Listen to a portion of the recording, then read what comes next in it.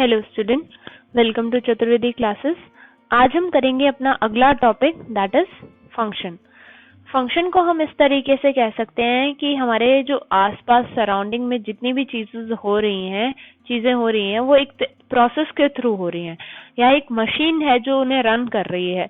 जैसे अगर मैं बोलूं आपको कि आपको एक जगह से दूसरी जगह तक पहुंचना है ना, तो आप बाय वॉकिंग भी जा सकते हो, आप बाय किसी गाड़ी के भी जा सकते हो, बाय ट्रेन, बाय प्लेन। बहुत सारी ऐसी चीजें हैं जिनसे आप एक जगह से दूसरी जगह तक ट्रांसफॉर्म हो सकते हो, एक जगह से दूसरी जगह तक पहुंच सकते हो। तो ये जो ट्रांसफॉर्मेशन है, दिस इज अ प्रोसेस। यहाँ पे कोई भी चीज मशीन हो सकती है। वहां पे आप एक ट्रेन है जो आपको एक प्लेस से दूसरी प्लेस तक पहुंचा रही है, तो वहां पे वो मशीन बन जाएगी या वो फंक्शन बन जाएगी। तो हम सिंपली फंक्शन को इस तरीके से डिफाइन कर सकते हैं कि हमारे आसपास जो भी प्रोसेस हो रहा होता है उसको अगर मैं किसी फंक्शन के थ्रू रिलेट करके देखूं तो मैं ऐसे बोल सकती हूँ। जैसे मैंने बोला कि अगर आपको खाना बनाना है तो आपको खाना बनाने के लिए या तो गैस की जरूरत है, किसी हीट की जरूरत है, या तो आपको कुछ ऐसा प्रोसेस चाहिए जिससे वो खाना पक पाए, है ना। तो दिस इज अ प्रोसेस। अगर मैं इसे न्यूमेरिकली उस पर डिफाइन करूंगी, हमारे नंबर्स पे डिफाइन करूंगी, तो मैंने बोला कि भाई मेरे पास एक फंक्शन f(x) है जो कुछ इस तरीके से डिफाइन है। तो यहाँ पे f(x) is equal to 2x का मतलब ये है कि एक तरीके की, मान लीजिए एक मशीन है जिसमें मैं जब x डाल रही हूँ तो मेरे पास जो निकल के आ रहा है वो 2x है। मतलब मैं x की कोई भी वैल्यू डालती हूँ तो वो मुझे डबल होके मिल जाती है। इसी तरीके से अगर मैंने यहाँ पर जो फंक्शन है उसको अगर मैंने f(x) इज इक्वल टू, मान लीजिए मैंने mod x बनाया, तो ये एक ऐसी मशीन है जिसमें मैं x की अगर पॉजिटिव वैल्यू डालती हूँ तो मेरे को जो मिलेगा वो मेरे पास क्या होगा, एक पॉजिटिव वैल्यू होगी। लेकिन अगर मैं x की नेगेटिव वैल्यू डालती हूँ तो अगेन मुझे एक पॉजिटिव वैल्यू ही मिलती है, क्योंकि ये मॉड्यूलस फंक्शन है। अब इसी चीज को अगर मैं इसको आगे और देखूं तो मैं फंक्शन के लिए 3 कंडीशन होती है, हमारे पास 3 कंडीशन होती है, वो कंपलसरी होती है डिफाइन होने के लिए। पर इन 3 कंडीशन को देखने से पहले मैं आपको बता देती हूँ कि जो फंक्शन होता है, जैसे आपने f फंक्शन लिखा, इस f फंक्शन को आपने a से b तक डिफाइन किया है ना। तो यहाँ पे जो आपके पास a होता है उसको हम बोलते हैं क्या, डोमेन। यहाँ पे जो आपके पास a होता है इसको हम बोलते हैं क्या, डोमेन। और हमारे पास जो b होता है उसे हम बोलते हैं कोडोमेन। ये आपने क्लास 11th में भी थोड़ा जो बेसिक है फंक्शन का वो आपने क्लास 11th में भी पढ़ के देखा है। अब इस चीज को, जैसे मान लीजिए जो आपका फंक्शन f(a to b) है, मान लीजिए इस पे मैंने फंक्शन डिफाइन किया f(x) is equal to 2x। और मान लीजिए जो मेरे पास सेट a है, सेट a में मेरे पास एलिमेंट्स हैं 1 2 3 4 एंड 5। और इसी तरीके से मेरे पास जो सेट B है उसमें मेरे पास एलिमेंट है 2 4 6 8 10 12 एंड 14। अब इसको मैं, मान लीजिए मैंने यहाँ पर इस तरीके से मैं ड्रॉ कर लेती हूँ कि मेरे पास एक यहाँ पर A बॉक्स है और मेरे पास ये दूसरा बॉक्स है, इसमें B के एलिमेंट है, और इन दोनों के बीच में एक f फंक्शन डिफाइन हो रहा है। यहाँ पर मेरे पास A में कौन से एलिमेंट है, 1 2 3 4 5 एंड 5 तक एलिमेंट है। और यहाँ पर मेरे पास B में क्या क्या है, 2 4 6 8 10 12 एंड 14। अब यहाँ पे जब फंक्शन जो है वो कैसा डिफाइन है, f(x) is equal to 2x define है। तो यहाँ पे जो 1 की इमेज बनेगी वो क्या बन जाएगी, 2 बन जाएगी। 2 की इमेज मेरे पास क्या बन जाएगी, 4 बन जाएगी। 3 की इमेज क्या बन जाएगी, 6। इसी तरीके से 4 की इमेज 8 एंड 5 की इमेज 10। तो जो इमेज का सेट होता है, वैसे तो हमारे पास जो A है वो हमारे पास क्या है, डोमेन है, और जो हमारे पास B है वो हमारे पास क्या है, कोडोमेन है। लेकिन जब मैं इनकी इमेज का सेट, कोडोमेन के अंदर से जब मैं इमेज के एलिमेंट का सेट निकालूंगी तो उसको मैं बोलूंगी क्या, रेंज। मतलब कि कोडोमेन के सारे एलिमेंट्स इमेज नहीं बन रहे हैं, 12 और 14 छूट रहे हैं, इसीलिए रेंज सेट के अंदर वही एलिमेंट आते हैं जो किसी ना किसी एलिमेंट की इमेज हो। जो किसी एलिमेंट की इमेज नहीं होते वो रेंज सेट में नहीं जाते, पर वो कोडोमेन में रहते हैं। इस तरीके से जब आगे मैं डिफाइन करूंगी तो मैं ऐसा जैसे मैंने एक आपको बताती हूँ, मैं एक एग्जाम्पल जैसे मैंने लिया, मैंने एक मशीन ली है जो कि मेरे पास जूस मशीन है ना। मैंने एक जूस मशीन ले ली है। अब इस जूस मशीन में मैं क्या करूंगी, यहाँ पर अगर मैंने मेरे पास ये यहाँ से मैं फ्रूट्स डाल रही हूँ और यहाँ पे मुझे जूस, इस कंटेनर में मुझे जूस मिल रहा है। अब जब आपने इसमें फ्रूट डालना है आपको और इसमें आपको जूस मिलना है, आपने इसमें एप्पल डाला, आपको एप्पल का जूस मिल गया। यहाँ पर आपने मैंगो डाला, यहाँ पे आपको मैंगो का जूस मिल गया। इसी तरीके से आपने यहाँ पे लीची डाला, यहाँ आपको लीची का जूस मिल गया। लेकिन अगर आपने यहाँ पे वुड डाल दी तो क्या होगा, आपकी जूस मशीन खराब हो जाएगी। तो इस कंडीशन में हुआ क्या कि वुड की वजह से मेरा जूस की मशीन खराब हो गई, मतलब कि वुड के लिए ये जूस मशीन अच्छी नहीं है ना। वुड का जूस हम नहीं निकाल सकते, निकालते भी नहीं है। तो एक कुछ ऐसे नंबर्स या कुछ ऐसी कंडीशंस होती हैं जिनमें क्या होता है कि आपके पास डोमेन के अंदर ऐसा एलिमेंट मिल जाता है जिसके लिए कोडोमेन में ना तो कोई इमेज है, मतलब उस जगह पर वो डिफाइन नहीं हो रहा है। वुड के लिए हमारे पास जूस मशीन की कोई कंडीशन नहीं है, वुड का जूस निकलता ही नहीं है, तो इसके लिए ये नॉट डिफाइंड है। ठीक है, तो यहाँ पर नॉट डिफाइंड ऐसा हमें नहीं होना चाहिए। मतलब मैं जो जैसे आपको ऊपर बता रही थी कि जो फंक्शन है उसके लिए जो 3 कंडीशन होती हैं, फर्स्ट कंडीशन आपकी यही होती है कि every element has unique image. हर एक एलिमेंट की अपनी यूनिक इमेज होनी चाहिए। ठीक है, सेकंड चीज जो मैं आपको बता रही थी, ये बता रही थी कि हर एक एलिमेंट की यूनिक इमेज तो होनी चाहिए, हर एक एलिमेंट, एवरी एलिमेंट डिफाइन होना चाहिए। Every element of domain is defined. हर एक एलिमेंट की इमेज जो है वो डिफाइन होनी चाहिए। वैसे हम 1 और 2 पॉइंट दोनों हमारे पास सिमिलर ही हैं, ये दोनों पॉइंट सिमिलर ही हैं, पर इस कंडीशन में जैसे इसको अगर मैं आपके लिए एक एग्जाम्पल भी दे सकती हूँ, जैसे अगर आपके पास कोई फंक्शन है जो रियल नंबर से रियल नंबर पर डिफाइन है ना। अब यहाँ पर अगर मैंने ये फंक्शन fx = 1/x डिफाइन किया तो आप सारे नंबर्स पे इमेजेस निकाल लोगे, लेकिन जब मैं x = 0 पे आपको इमेज निकालने के लिए बोलूंगी तो आप यहाँ पे f0 पुट करोगे और यहाँ पे 0 पुट करके आपका क्या आ जाएगा, इंफिनिटी आ जाएगा। तो ये क्या हुआ, हमारे पास f = 0 के लिए ये फंक्शन हमारे पास यहाँ पर डिफाइन नहीं हुआ, तो ये हमारे पास यहाँ पे फंक्शन नहीं बनता। लेकिन अगर मैंने इस फंक्शन को इस तरीके से कर लिया, मतलब कि मैंने r के साइड में से 0 हटा दिया और फिर मैंने r पे डिफाइन किया, तो अब जब यहाँ पे x की वैल्यू 0 है ही नहीं, मतलब 0 आप पुट कर ही नहीं सकते ना, क्योंकि इस सेट के अंदर आप 0 ले ही नहीं रहे हो। तो जब 0 है ही नहीं तो यहाँ पर आपका ये फंक्शन क्या हो जाएगा, डिफाइंड हो जाएगा।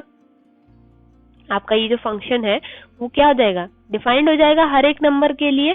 तो मेन चीज आपके पास यही होती है कि आपके पास हर एक नंबर के लिए जो फंक्शन होना चाहिए वो डिफाइंड होना चाहिए।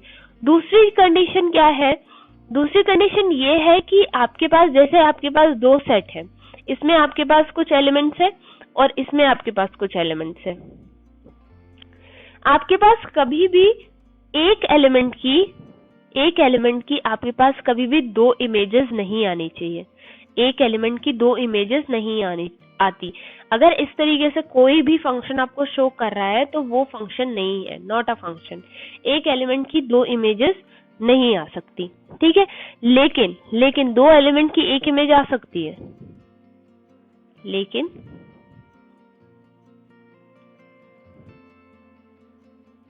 इस तरीके से 2 एलिमेंट अगर हैं आपके पास, यहाँ पे इस एलिमेंट की ये इमेज बन रही है और मान लीजिए इस एलिमेंट की ये इमेज बन रही है, तो आपके पास, मैं यही बताने की कोशिश कर रही हूँ आपको कि वन मैनी जो होता है ना, कि मतलब एक एलिमेंट है और उसकी मैनी इमेज है, ये जो कंडीशन है वो फंक्शन में नहीं आती है।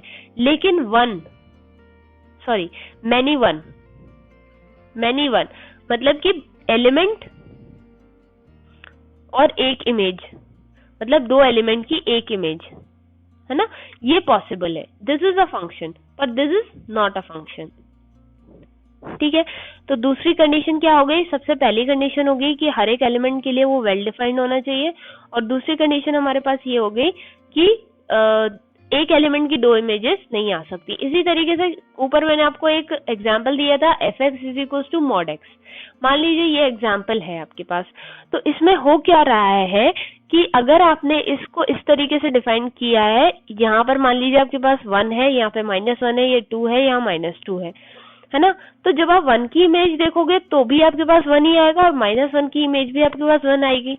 तो ये जो fx is equal to mod x है, अगर ये f एक फंक्शन है जो रियल से रियल पर जा रहा है, तो इसके लिए ये चीज डिफाइन नहीं होगी, क्योंकि यहाँ पे होगा क्या कि जब आप f1 पुट करोगे तो भी आपको 1 मिलेगा, और f ऑफ -1 पुट करोगे तो भी आपको 1 मिलेगा, मतलब दो अलग अलग एलिमेंट की सेम इमेज बन गई। तो this is not a function. तो फंक्शन सिंपली हमको डिफाइन करना आ गया। अब यहाँ पर हम सबसे पहले चीज जो देखते हैं फंक्शन में हमारे पास जो आती है वो किस मतलब टाइप ऑफ फंक्शन में हमारे पास जो सबसे पहला टाइप ऑफ फंक्शन आता है वो आता है हमारे पास 1-1 फंक्शन। अब 1-1 फंक्शन हमारे पास किस तरीके से होता है, मान लीजिए हमारे पास ये डोमेन है और ये हमारे पास कोडोमेन है। यहाँ पर हमारे पास मान लीजिए ABCDE है, और यहाँ पर हमारे पास XYZ WPQ है। तो यहाँ पर हो क्या रहा है कि A एलिमेंट की हमें X इमेज मिल गई, B एलिमेंट की Y इमेज मिल गई, C की Z मिल गई, D की W मिल गई, और E की हमारे पास P इमेज मिल गई। तो यहाँ पर होगा क्या, 1-1 फंक्शन हम ये 1-1 फंक्शन हम तब डिफाइन बोलते हैं किसी फंक्शन को जब हमारे पास हर एक डिस्टिंक्ट एलिमेंट, यहाँ के डोमेन के डिस्टिंक्ट एलिमेंट, हर एक डिस्टिंक्ट एलिमेंट की हमें f इमेज जो मिल रही है वो क्या मिल जाए, कैसी मिल जाए, डिस्टिंक्ट मिल जाए, अलग अलग मिल जाए, है ना।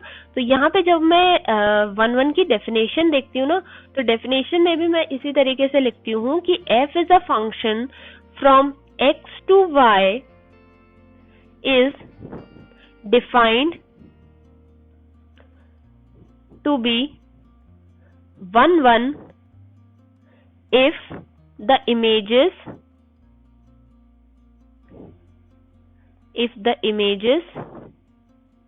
of distinct element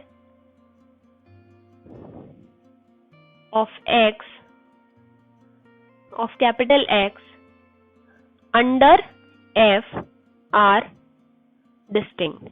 मतलब एक f जो फंक्शन आपने डिफाइन किया है x से y पर, उसमें ऐसा हो कि अगर आप x से कोई भी डिस्टिंक्ट अलग अलग एलिमेंट उठाएं तो उनकी y में अलग अलग इमेज मिल जाए। मतलब फॉर एवरी, अगर मैं इसको ऐसे बोलूं, फॉर एवरी x1, x2 जो कहां से आ रहे हैं, कैपिटल X से आ रहे हैं, x1 is equal to f(x2) हो जाए, है ना। और ये क्या इम्प्लाई करे, x1 is equal to x2। मतलब अगर हमारे पास इमेजेस बराबर है, अगर हमारे पास इमेजेस बराबर है तो हमारे पास क्या होगा, एलिमेंट्स भी बराबर होंगे। मतलब कि हर एक एलिमेंट अगर डिस्टिंक्ट है, x1 अलग है, x2 अलग है, तो इनकी इमेजेस भी अलग अलग होंगी। और अगर इन दोनों की इमेज सेम आ रही है, मतलब कि ये एलिमेंट भी बराबर रहे होंगे, है ना। इस तरीके से अगर मैं इसको एग्जाम्पल के थ्रू आपको बताऊं तो यहाँ पर मैं ऐसे बोल सकती हूँ, अगर मेरे को प्रूफ करना हो, कभी आपको अगर बोले कि यहाँ पर 1-1 फंक्शन आप प्रूफ करके दिखाओ, तो आप 1-1 फंक्शन को इस तरीके से प्रूफ कर सकते हो।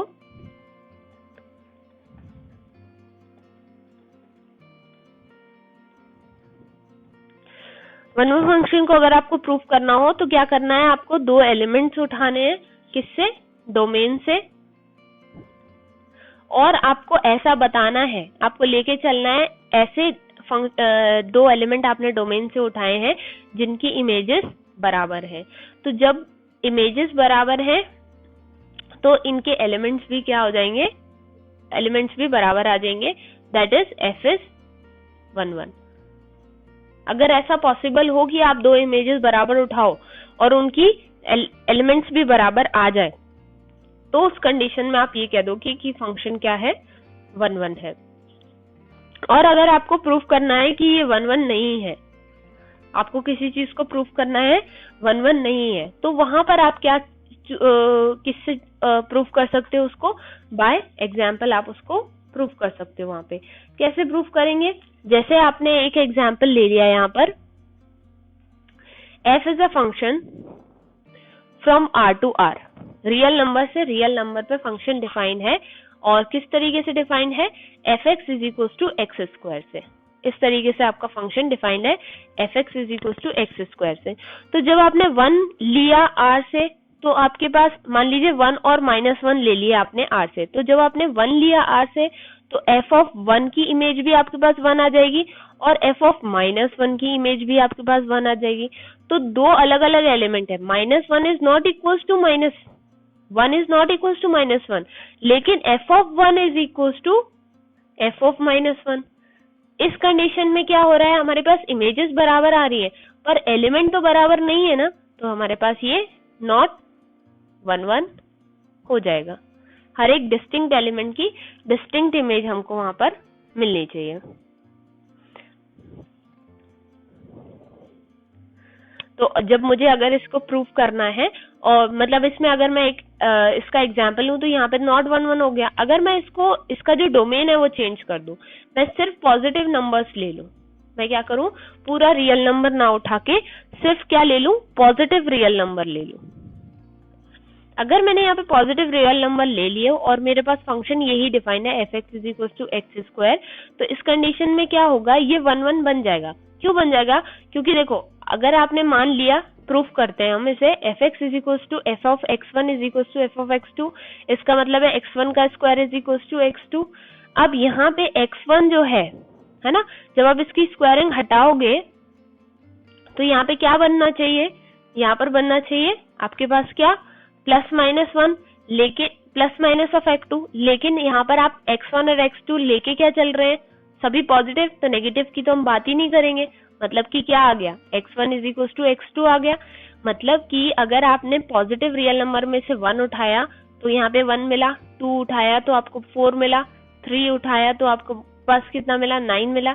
यहाँ पे कोई नेगेटिव नंबर्स है ही नहीं, नेगेटिव नंबर यहाँ पर है ही नहीं, तो यहाँ पे एक एलिमेंट की दो इमेजेस नहीं हो पाएंगी। तो इसीलिए इस कंडीशन में क्या हो रहा है, अगर हम इमेजेस बराबर लेके चल रहे हैं तो हमारे पास एलिमेंट भी बराबर आ रहे हैं, तो इसीलिए ये जो होगा वो 1 1 हो जाएगा। तो ये चीज डिपेंड करती है, हमेशा याद रखिए आप कि जो आपके 1 1 है, 1 1 जो फंक्शन है वो हमेशा डोमेन पे डिपेंड करता है, डिपेंड्स ऑन डोमेन। डोमेन जो होता है उस पे आपका जो है 1 1 फंक्शन वहां पर डिपेंड करता है। अब आपको जैसे मैंने बोला यहाँ पर कि मान लीजिए इस तरीके से आपके पास एक सेट है यहाँ पर और एक सेट है आपके पास यहाँ पे। यहाँ पे आपके पास जो एलिमेंट्स दिए गए हैं ये आपके पास है 1 2 3 एंड 4। यहाँ पे आपके पास दिया है A B C D E and F। यहाँ पे आपके पास जो फंक्शन डिफाइन है वो फंक्शन डिफाइन है जिसमें आपको 1 की इमेज A मिल रही है, 2 की इमेज आपको B मिल रही है, 3 की इमेज आपको D मिल रही है और आपके पास 4 की इमेज आपको C मिल रही है ना। यहाँ से जब आपने डोमेन में से अगर आपने डिस्टिंक्ट एलिमेंट उठाए तो उनकी आपको यहाँ पर डिस्टिंक्ट इमेजेस मिल गई ना।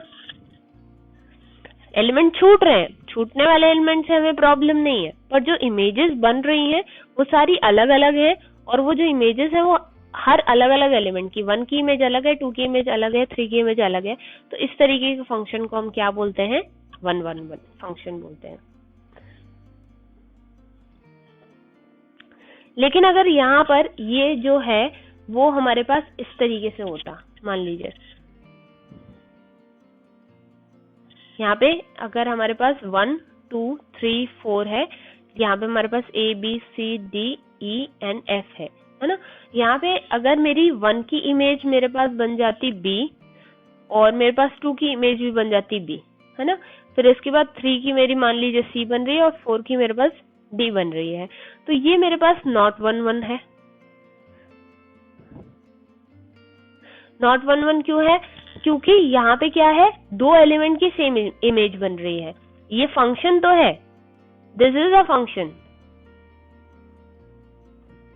ये फंक्शन तो है ना।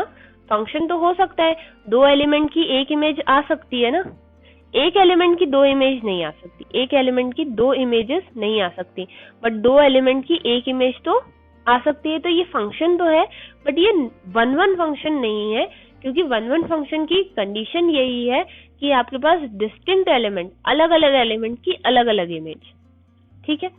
तो इस तरीके से आप 1 1 फंक्शन को समझ सकते हैं।